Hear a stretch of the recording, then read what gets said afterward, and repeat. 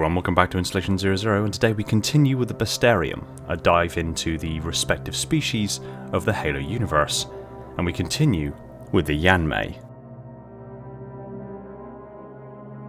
The Yanme'e are an intelligent and enigmatic insect-like species found in the dense hives on Palamok. They are commonly known for their pernicious ability to swarm, and referred to by others as drones. Integrated into the Covenant after a violent war, the Yanme'e are insectoids whose initial resistance displayed their species' extraordinary numbers, which was nearly disastrous for the Covenant. Upon entering service, however, the Yanme'e served as mechanics, custodians, and eventually soldiers, often deployed in locations where flight would prove advantageous, or where a strong enough foothold had already been established, allowing them to facilitate the construction of a hive. With the collapse of the Covenant, most Yanme'e have returned to hive outposts on their homeworld and colonies. The Yanme'e are intelligent, carnivorous bipedal arthropods with chitinous exoskeletons and 2 pairs of wings, allowing them to achieve limited flight. The Covenant provided gravity dampeners that augmented this ability substantially, improving their aerial agility and speed. Their dexterous prehensile limbs allow them to carry and use tools and weapons, and they communicate through a mix of subsonic chirps and pheromones, speaking Sangheili only through machine translators. Despite relative uniformity in their physiology, their species maintains a rigid caste system comprised of domestic, worker, and protector roles, each with slight differences in colour and shape. Queens are the only exception to this rule, as they are substantially larger than the rest in their species, with distinct morphological features that can vary greatly by individual or hive lineage. Yanme'e are believed to have originated from winged, tree-dwelling arthropods on Palamok, eventually advancing to develop rudimentary systems and technologies, culminating in interplanetary travel.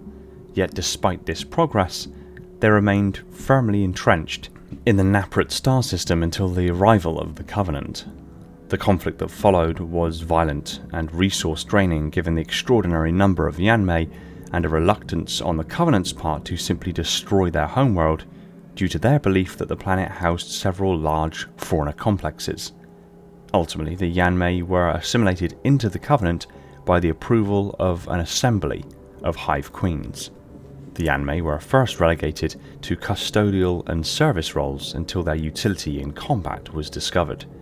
Their current activity remains a mystery. The division of Yanme'e culture into rigid castes under the watchful eyes of their matriarchal heads has allowed the species to have long periods of stability, free of war and competition. This eusocial context fostered strict and dogmatic allegiance to one's own hive with little need to interact with hive outsiders. Yanme'e work closely together with their own kind and respond violently when they feel threatened by an alien entity. Biological constraints and their own societal conditioning mean that individual Yanme'e drones are largely uncreative and unemotive, which made them challenging to interact with outside of set order response directives. Despite their full incorporation into the Covenant, Yanme'e remained aloof to most social dealings with the Empire and often refused to even communicate with other species. Yanme'e society is by nature matriarchal, with queens dominating over all 3 castes, using them to the service of the hive's preservation and growth. For most Yanme'e, their sole task is ensuring the well-being of their queen and her hive, with all social, technological and scientific advances in support of this goal. Queens govern the hives, with domestic, workers and protectors serving in remarkable coordination with each other. This aspect was often exploited by the Covenant on worlds they sought to overrun, allowing Yanme'e to establish hives as autonomous footholds, which prevented enemies from being able to mount a counter-offensive. Occasionally, male Yanme'e are born with an aversion to the hive.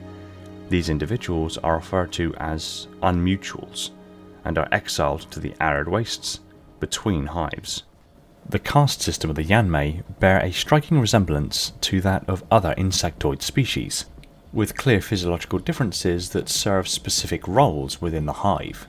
with the queen being the central figure of the hive, with her primary role being similar to that of ants, termites, and bees, being mainly focused at propagating the species and coordinating the hive at large.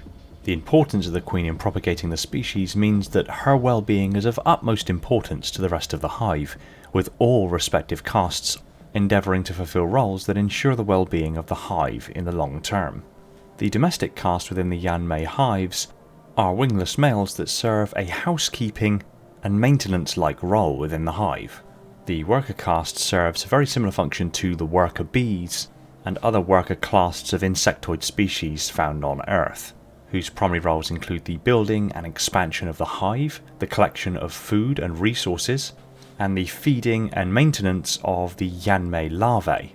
The worker class's function, however, was artificially merged with that of the protector class when they joined the Covenant.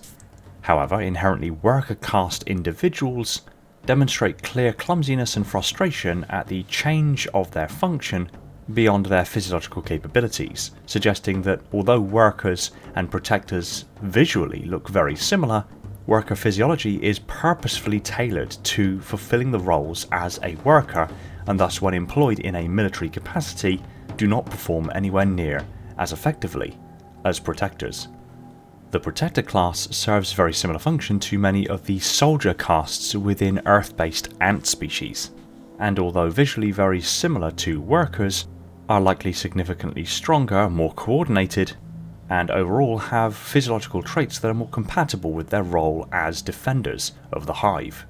Beyond the caste system, following their integration into the Covenant, the Yanme'e were disseminated into various ranks within the Covenant military, but also loosely make use of different morphological stages and conditions of the Yanme'e through different periods of their life and the respective castes. The lowest rank is the pupa, and these are Yanme'e that are still undergoing transformation following their emergence from the hive's incubation cells immediately following their stage as larvae. Pupa's exoskeleton carapaces have not fully hardened at this point, so they are proportionally extremely weak versus the rest of the Yanme'e, and they also emit a soft bioluminescent glow, suggesting that the larvae stage of the Yanme'e is characterized by a slightly orange bioluminescent glow. The pupa are only very rarely seen outside of the hive due to this weakened exoskeleton and the fact that they have not yet fully matured. The lowest fully matured Yanme'e are that of the drone miners, which are signified by a lack of horns or additional carapaces and have an overall green coloration and have lost their bioluminescent glow.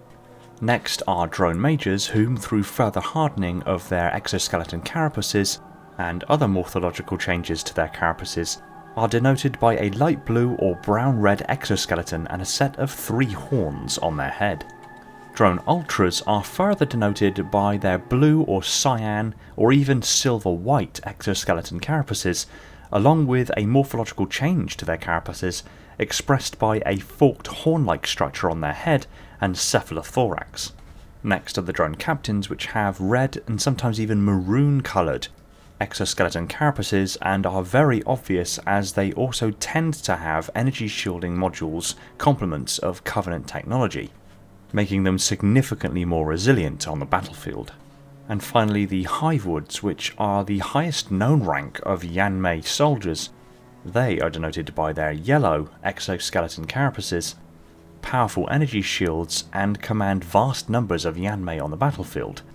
However, it is also worth mentioning that Hivewoods are very rarely seen on the battlefield outside of the hive. Boasting a dense and largely inhospitable atmosphere, Palamok, also known as Napret 3, is a mostly featureless world with warm temperatures and heavy gravity.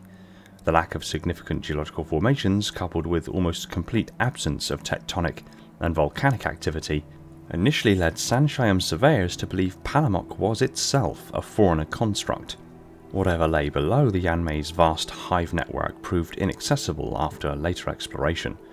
The hives themselves were formed with mud, wood, and cellulose materials mixed with Yanme'e saliva and feces, but more traditional construction materials were also adapted after their inclusion in the Covenant. Naksuk, Okwiu, Ka'amoti, and Kami are Palamok's 4 moons, 2 of which have colonies established on them to facilitate trade, and transport.